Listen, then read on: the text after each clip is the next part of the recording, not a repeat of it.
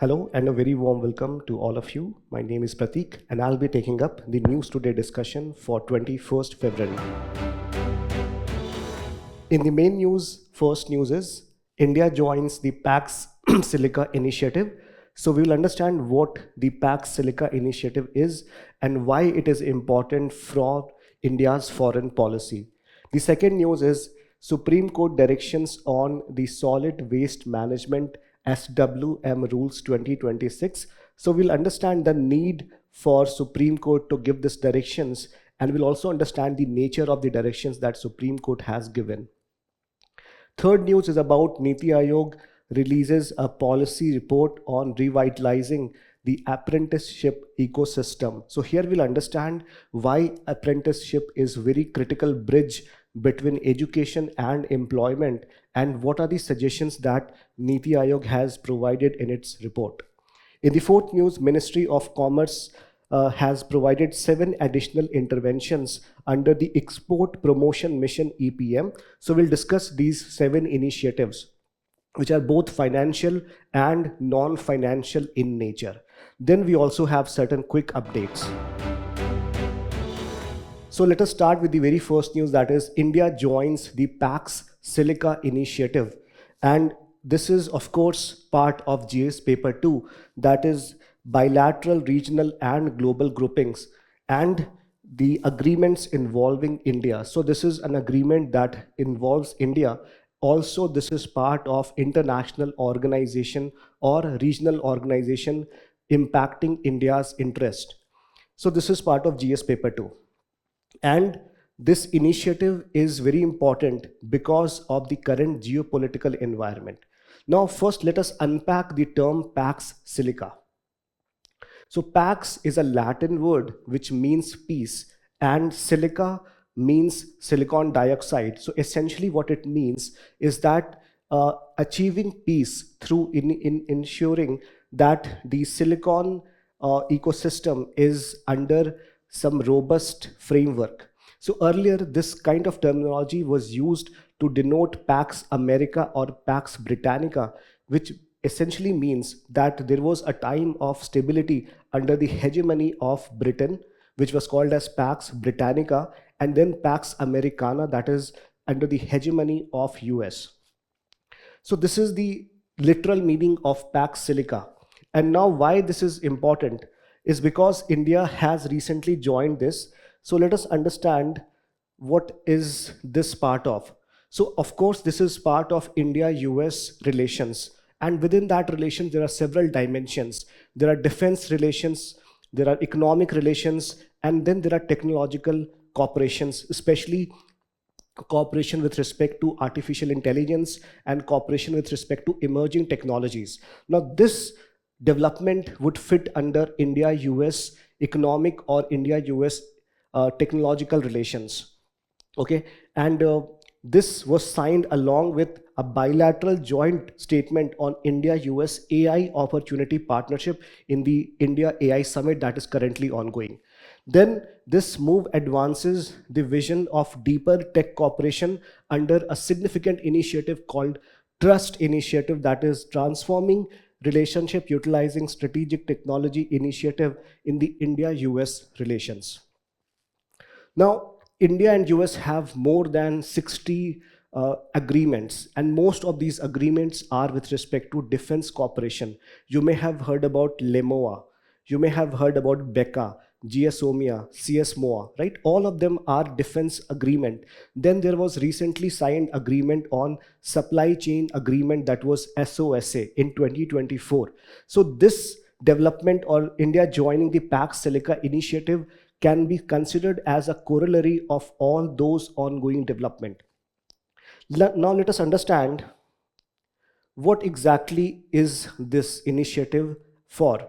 So it is an US-led initiative on AI and supply chain security, and advances a new economic security consensus among allies and trusted partners. Now, to understand this, we have to understand why rare earth elements, why silicon is gaining traction.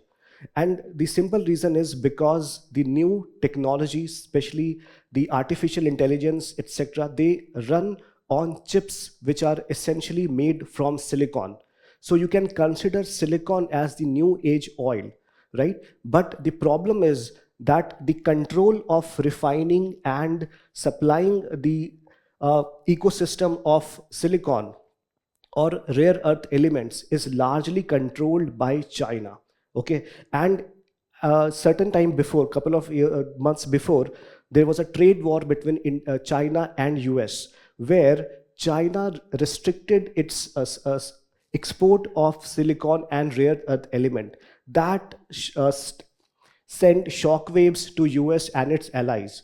Now, US wanted to ensure that it has control of this critical mineral, to ensure that it has some sort of importance or some sort of control over the technologies that are powering its AI ecosystem. So this is where US had started with the SPAC Silica initiative, and initially it was not supposed to be a group, but then US thought that it would basically be beneficial if it also included a closed loop of its allies. That is why if you look at the partners here, most of them are US allies such as Australia, Greece, Israel, Japan, Qatar, Republic of Korea, which is South Korea, Singapore, UAE, and UK.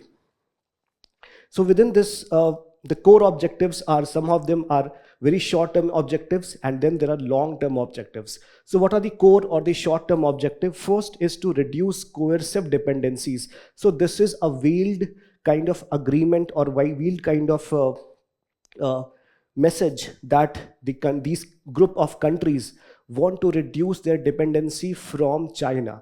So in a way, they want to ensure that there is a parallel system of supply chain which is led by US and its allies, so that these countries have access or steady supply of access to silicon and the other rare earth elements. The second is not just to reduce the dependency, but to also ensure some sort of partnership. Now, all these countries are somewhat better in some of the other ecosystem related to AI. For example, Australia has huge reserves of rare earth. Singapore and UK are tech hubs. So these countries essentially provide the backbone for the AI ecosystem. And then thirdly, it also wants to protect the sensitive technologies and build trusted digital infrastructure. Now, in terms of long-term framework, it wants to unite countries hosting advanced tech companies to unleash the economic potential to the new AI age. In simple terms, it means that they want to use AI for improving the economic or empowering the new economic potential. See, whenever any transformative ecosystem or technology is unleashed, that has a huge impact on job creation, on innovation, on a lot of things, right? So this is also, we are now living in the AI age, and because of this, it has huge potential to create huge upside in the economic areas. Then establish a durable economic order to drive AI powered prosperity across powered nations. So in a way, the long-term initiative is to use AI as a springboard to launch the economic potential of all these countries. Now, in terms of why this is important for India, and this is where the main questions will be asked with respect to Pax Silica. From prelims perspective, what is important is which of these countries are members of Pax Silica. Now, remember, this list, of course, does not feature Russia or China. So you can directly eliminate if they ask which of the following countries are part of Pax Silica. So Russia and China will not be here.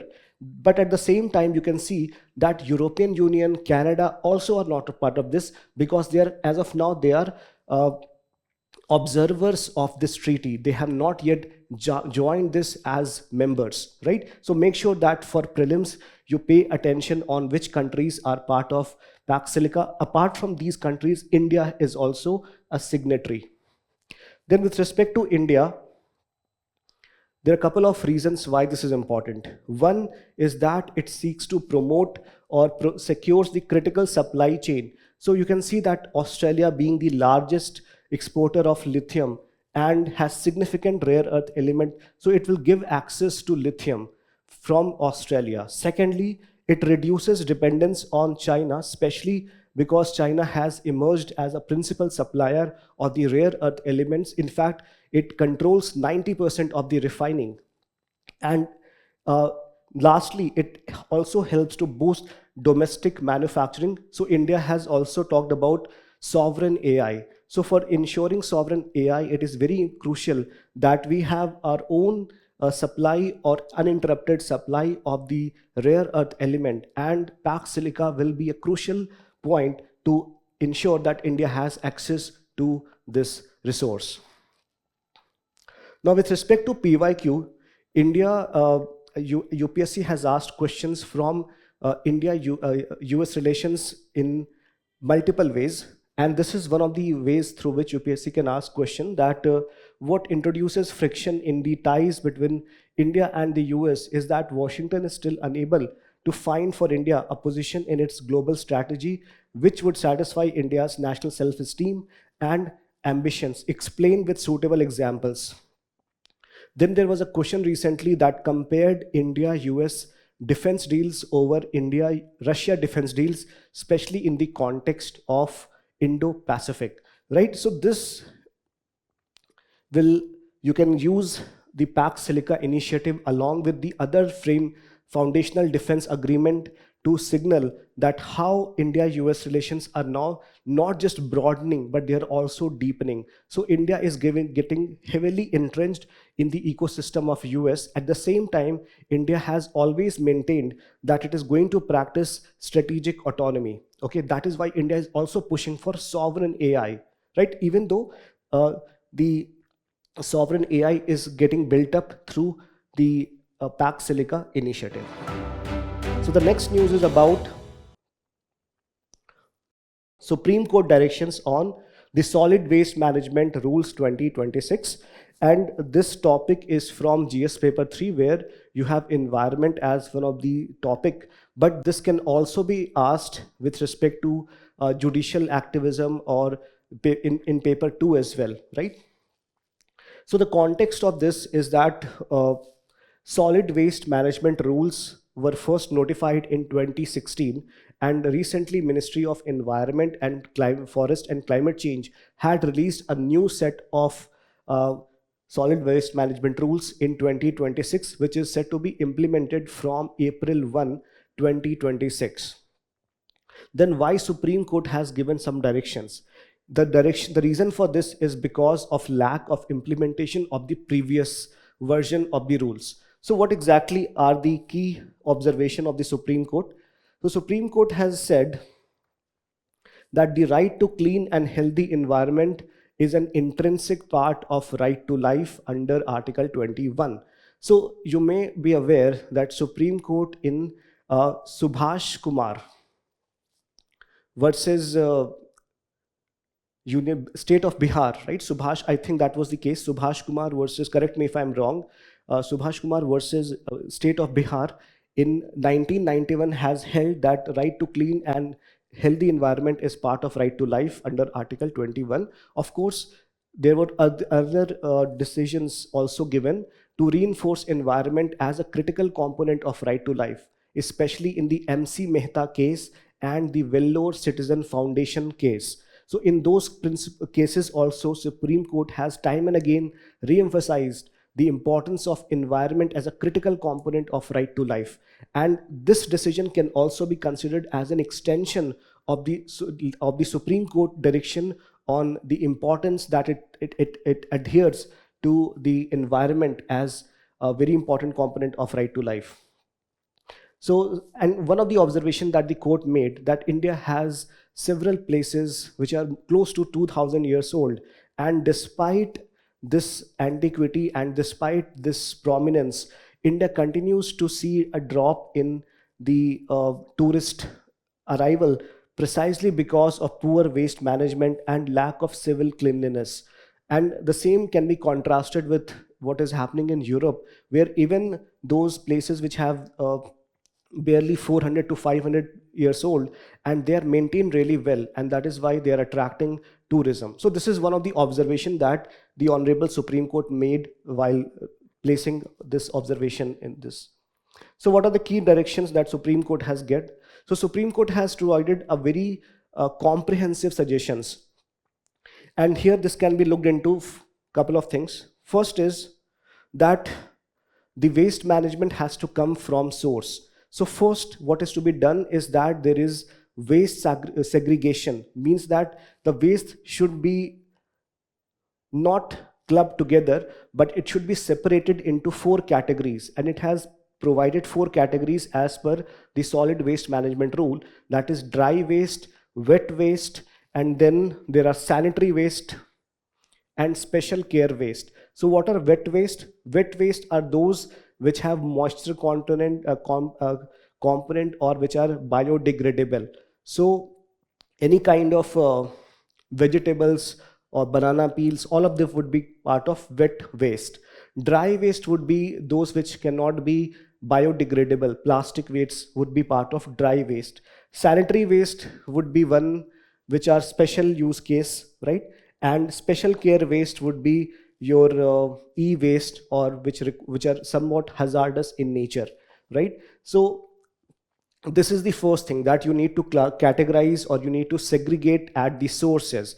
Now second, to ensure that this is being followed, for this the elected representatives of the local, at the local level, especially the mayors, councillors, corporates, they would ensure that the source segregation is being done. And for that, the first thing that they will be doing is to spread awareness, because if people are not aware, in fact, if you ask people the difference between wet and dry, they will not be able to tell you, right? So it is very essential that there is source segregation and there is awareness build up.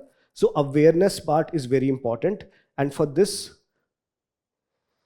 elected representatives role are very critical. Now once they have started spreading awareness, it is a duty of the district magistrate or the other important functionaries to ensure that these rules are strictly implemented. And for that, the non-implementation will ensure that there will be a 3-tiered penalties that will be imposed. So let's take a look at the 3-tier of penalties. First would be immediate imposition of fine for the initial non-compliance by generators or local authorities. So first is fine. Tier 2 would be criminal prosecution. So not only you'll be getting fine, but it will be under environmental laws, especially the Environmental Protection Act of 1986 will kick in here. Okay. So tier 3 will be prosecution will extend to all the responsible person, including the officials who are neglecting their oversight duties. So this is a very profound measure that the Supreme Court has taken to ensure that the solid waste management rules are being filled, right? And then not only this, so this is one which is ongoing, but what about those waste which have accumulated over a period of time? For that, these wastes are called as legacy waste, and a separate time-bound action plan must be taken to ensure that the legacy waste is also cleaned up, remedied, right? And then the directions to be issued by Ministry of Environment, Forest, Climate Change under the Environment Protection Act 1986 include, it should be done through the district collectors, conduct infrastructure audits of solid waste management, and every local body must declare an outer time limit for 100% compliance. So this is a very strict guideline that the Supreme Court has provided. At the same time, it has given a detailed framework of how it is to be implemented, because remember, we have the rules and regulations for all such kind of things, but the problem lies in the implementation. Now here the strict onus is given, and if it is fully implemented, it is possible that we are going to get rid of these kind of problems that we are facing. Now in terms of previous year question, UPSC has asked a question on solid waste management and why this is not being followed. That is the straight away question. So you can give reasons such as, for example, the question here is about impediments or the challenges in disposing the large quantities of discarded solid waste. So the challenges could be lack of awareness, poor implementation, lack of fines for non-compliance, things you can mention here, right? Then you can also talk about what the recent solid waste management directions have been given by the Supreme Court. This would be the direct way in which UPSC can ask question. At the same time, UPSC can also ask indirect question. For example, the most significant achievement of modern law in India is the constitutionalization of environmental problem, right? So environmental problems are severe in the country, right? For example, with respect to solid waste, Supreme Court has recently given this judgment. Then you can also talk about the cases like MC Mehta case, Subhash Kumar case. All these cases can be mentioned here. Okay. Let's go to the next topic, that is Niti Aayog releases a policy report on revitalizing apprenticeship ecosystem. So apprenticeship would be under employment under GS paper 3. Now understand this, that India wants to be a developed country by 2047. And in order for India to become a developed country, it would require people with skilled capabilities who will be able to execute the task for several at various levels, right? And this cannot happen unless we ensure that those who are graduating or those who are coming out of schools or colleges are necessarily skilled in different areas. Now, for this, apprenticeship is a very vital component, because in apprenticeship, what happens is that a vocational training is given to those coming out of college or any other in education institutions, and they are trained alongside those who are formally trained. So in a way, what happens is that there is a sort of amalgamation of both academia and industry at the same time, right? So it's because of the fact that the freshly pass out graduate would be aware of the academic aspects, but he or she would not understand how this plays out or is applicable in the present context, in the real life condition. So this is where the apprentice would become quite important, right? So this report, basically provided by Niti Aayog, it talks about what are the key challenges in the existing ecosystem and what needs to be done to improve the apprenticeship ecosystem in the country. So what it has suggested, it has first provided what is the current status. So couple of numbers it has provided. 51,133 active establishments are under NAPS. Sorry. So NAPS is National Apprenticeship Promotion Scheme. Okay, NAPS. And active engagement under NAP grew 27-fold, rising to this number. So this is the exact extent of the number. At the same time, it provides a very disturbing trend that the completion rate has reduced to almost 25%, and the dropout rate has reduced to 35%. So in a way, this is a very disturbing trend, that even though people are taking up apprenticeship schemes, but they are dropping out or they are not completing the course. So what are the challenges? First is that there is multiplicity of schemes, and this leads to confusion that which one to take. And then most of the schemes, they do not provide you with very high stipend, right? Stipend could be as low as 1,500 rupees or 2,000 rupees, which is not sufficient to survive in an urban environment, right? And then there's lack of standardized certification. So all of them reduce the effectiveness of these apprenticeship program. Then there is huge disparity at the regional level. So maybe at Gujarat, the apprenticeship would need more understanding in gems and jewelry or manufacturing. And in places like, say, Goa or Uttarakhand, the students will need more training with respect to tourism sector. But there is no sort of specificity with respect to the regional variation. There is one size fit category that is being followed. And that is why it is the disparity is leading to a lot of dropout as well, because they are not taking up the concerns of the actual differentiated areas. Then there are barriers with respect to aspirant, where we can see that women participation is very low, around 20%. Then career counseling is also very less, and social bias is also inherent in favoring academic pathways. So there are social component, there are policy component, and then there are regional variations which are constraining the apprenticeship schemes which have been taken up by the government to not function properly. So this is about the challenges. Now, what can be the suggestions? Suggestions can be just that you invert the problems and they becomes solution. So first thing is that because you have so many schemes, NAPS is one, then there is NATS is one, then you have Skill India Mission. So there are several things. So apprenticeship can be done through various levels. So perhaps the need is that we consolidate all those schemes and we have one single mission that will take care of most of the things and consolidate everything. So maybe we can have a national apprenticeship mission that will consolidate all the portals and all the schemes and at one go. Then it will also provide some seamless mobility between education and skilling pathways. Then the second would be about the governance part. Then for this introduction of aspirational engagement index.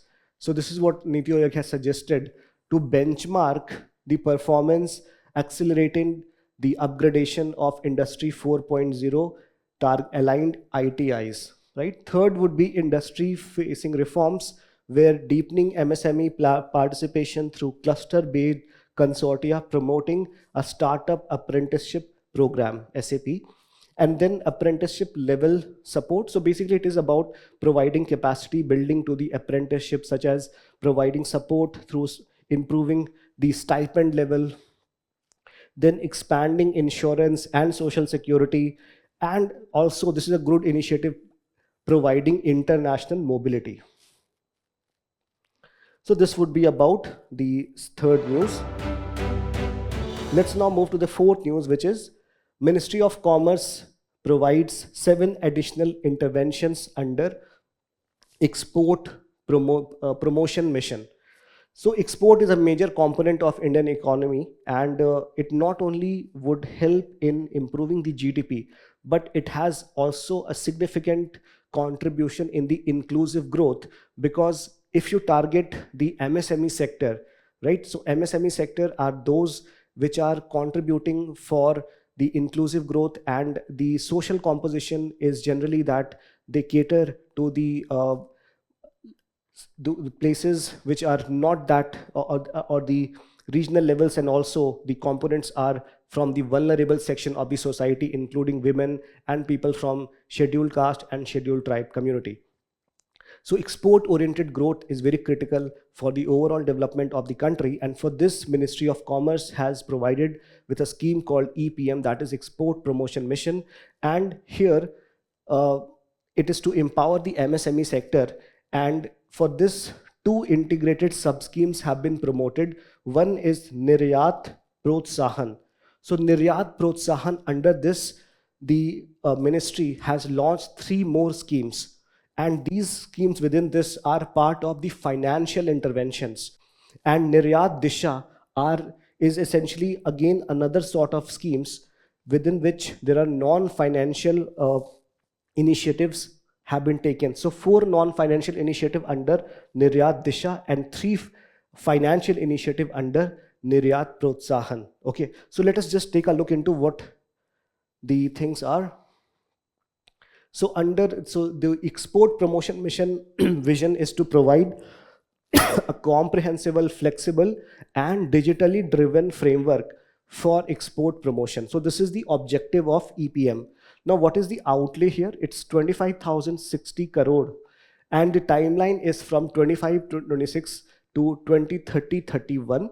And there are 2 sub schemes. One is Niryat Protsahan, that is essentially a financial support schemes, which is improving the access to affordable trade finance for diversification into new markets, because these are challenging things. And then there's issue of credit, there's issue of diversification, and then logistic support. So all these financial supports are geared through Niryat Protsahan.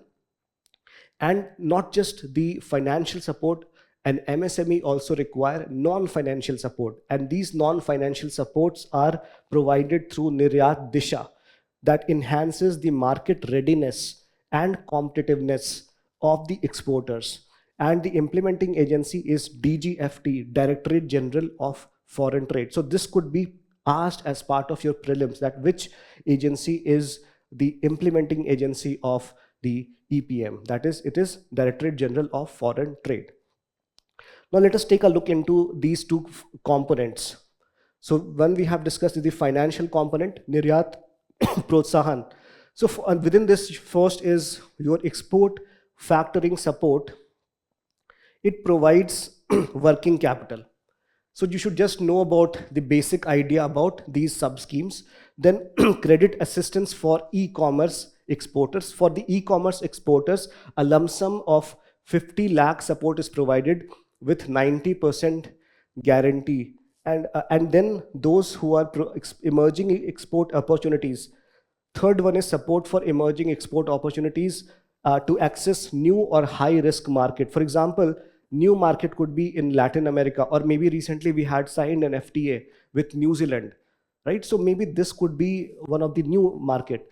And then high risk market can be areas where there is geopolitical tension. For example, in Oman or in Qatar, right? Or in UAE. So this could be high risk market, right? So just for theoretical sake. Then Niryat Disha is your non-financial support. Again, no need to remember the full form of these sub schemes, okay, because it's literally impossible to do that, and the return of investment will also be less. Just understand what exactly are these doing. So TRACE initiative is for testing, inspection, certification. You may have heard about zero effect, zero defect. So maybe this is essentially providing for that only, TRACE, testing and inspection requirement, right? Then flow is to provide for overseas warehousing and e-commerce export hub. Lift is for mitigates geographical disadvantage faced by exporters in low export intensity districts. So lift will provide you with logistics interventions, especially in very far reaching areas like maybe Latin America. So you would require some logistics support. So that would be provided through lift initiative. Then insight will provide for trade intelligence. Okay, so trade intelligence will be that which products should I manufacture, which are the markets should be targeted. So these are part of trade intelligence, and even though this is a non-financial initiative, this can play a huge role in ensuring that the MSMEs gain a lot of competitive advantage in the rest of the country, right? So it is about exporter capacity building and all these things. So this is all about the EPM and Niryat Protsahan and Niryat Disha. Now let's talk about quick updates. So first one here is about characterizing exoplanet satellite CHEOPS, CHEOPS. So this was launched by European Space Agency, and what it has found, exoplanet are those planets that are in the outer solar system, and it has revealed that there's a 4-planet system, right? And these 4-planet system are essentially rotating or revolving around a star that is not a very gaseous star, but it's a solid star.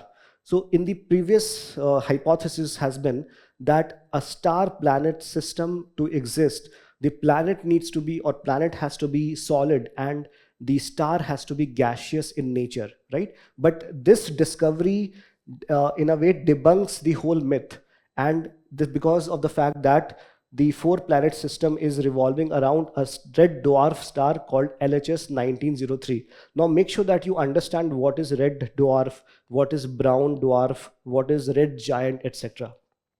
Now about the CHEOPS satellite, it was launched in 2019, and its objective was to study the structure of exoplanets. Structure means how they are formed and how they are rotating in the size area of super Earth to Neptunes that are orbiting bright stars with revolution period below 50 days.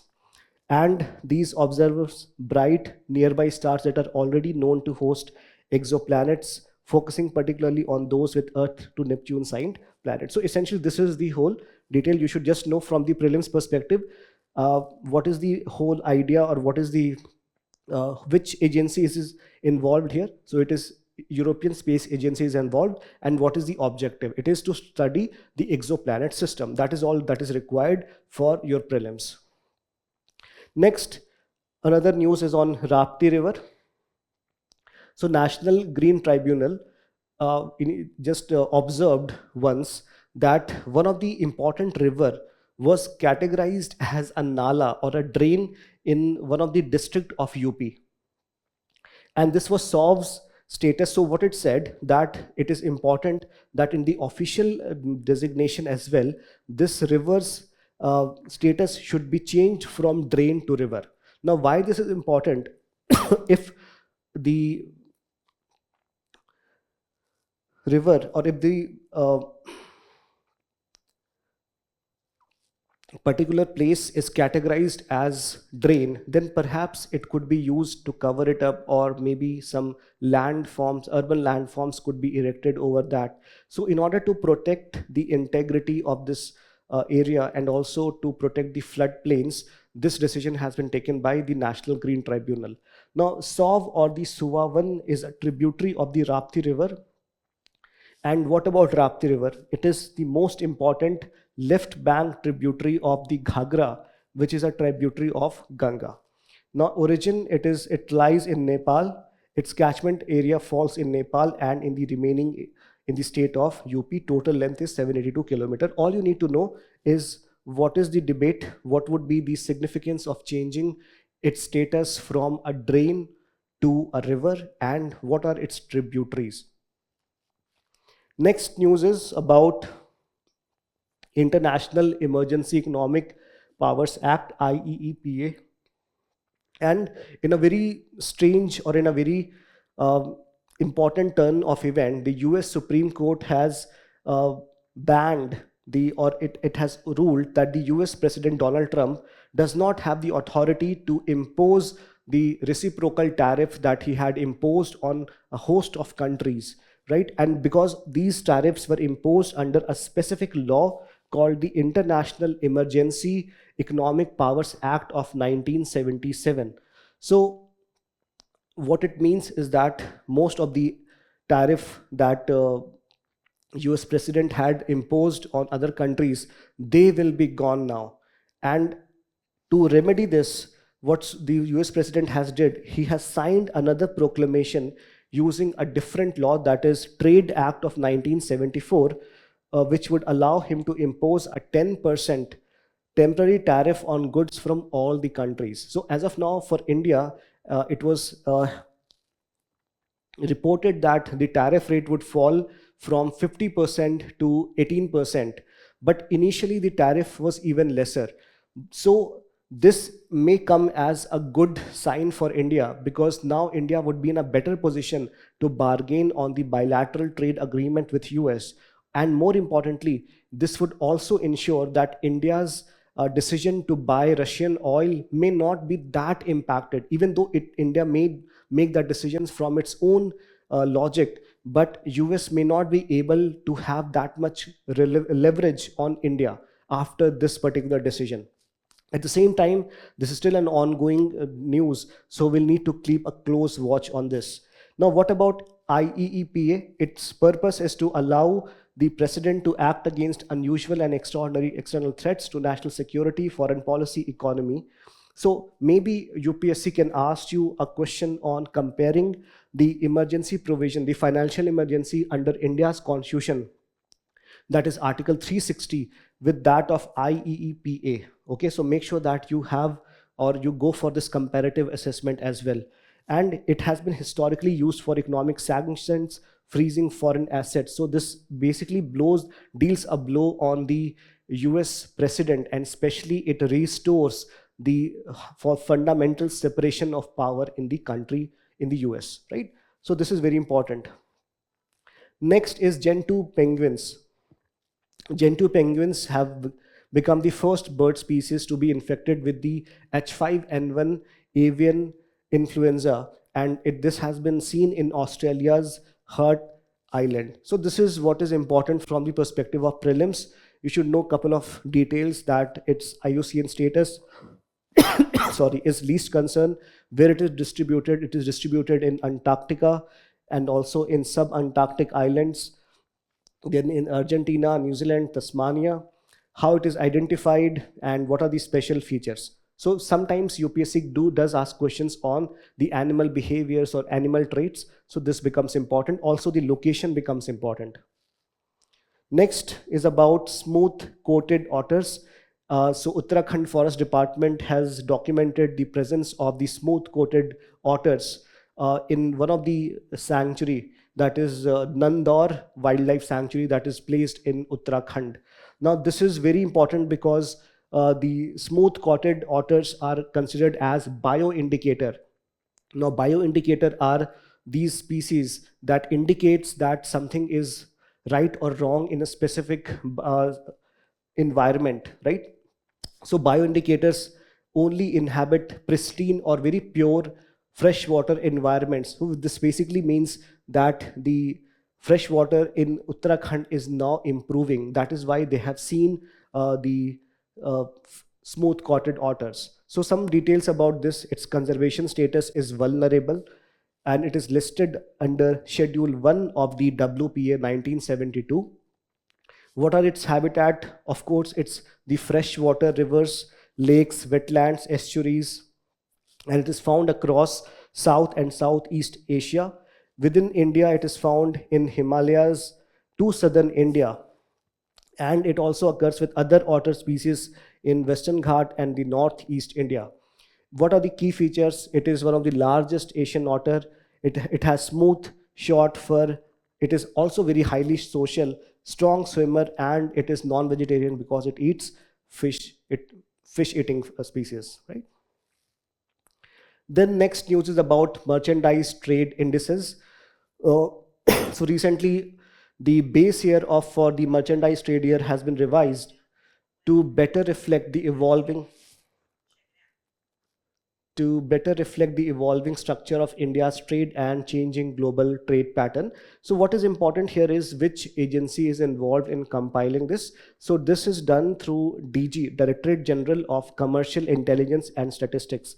Now UPSC can also ask you under which ministry does it work. So it is under Ministry of Commerce and Industry. Then they can also ask you what is the function of this body.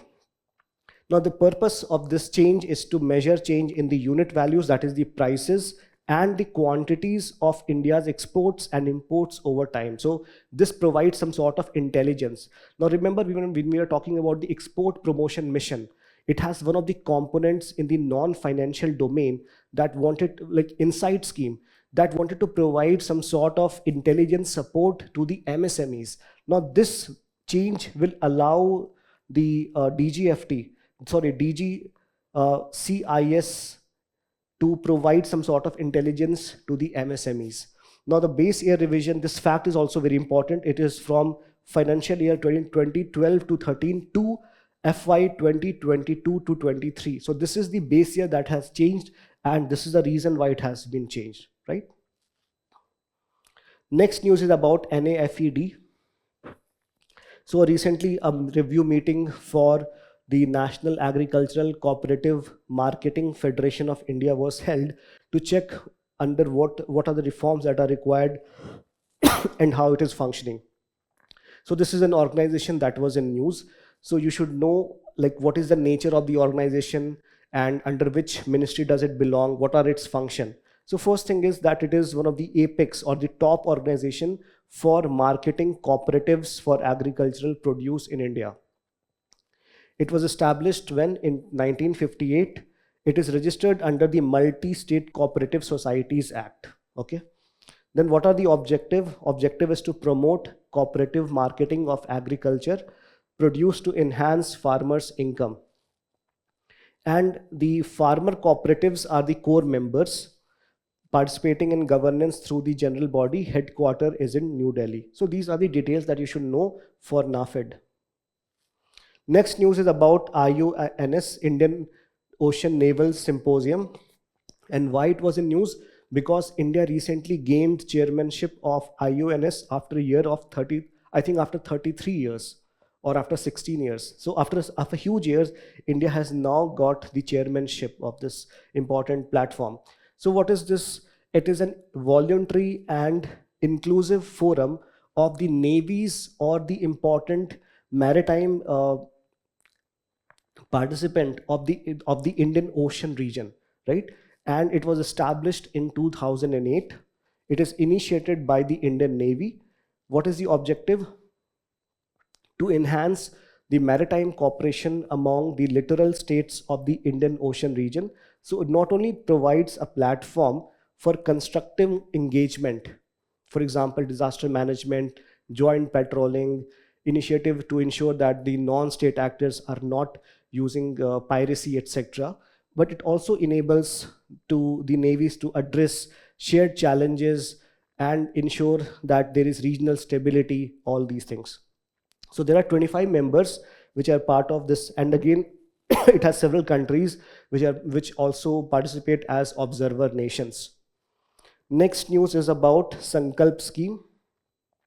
So recently, the Public Accounts Committee it flagged weak planning, fund underutilization, and poor center state coordination in this particular scheme. And this was essentially first on the basis of the report provided by the CAG. So remember, CAG is considered as the friend, philosopher, and guide of the Public Accounts Committee. And the Public Accounts Committee is generally headed by a member of the leader of opposition, right? And this comes from the convention. It is not written anywhere in the constitution. So make sure that you know all such facts, because UPSC consistently asks such kind of questions. Now, what is the Sankalp scheme? So Sankalp scheme is skill acquisition and knowledge awareness for livelihood promotion scheme, right? So essentially you get skilled and then that helps in your livelihood promotion. And it was launched in 2018 under Ministry of Skill Development and Entrepreneurship. And here World Bank also provides a substantial sum under this particular scheme. And the objective is to improve the quality and scale of the short-term skill training. So this part is important. Short-term skill training through institutional strengthening, market linkages, and inclusion of the marginalized groups. So it has both economic, social, and institutional components embedded in this particular scheme. So this is all about the news today for today. Make sure that you attempt the questions, and thank you so much. All the best.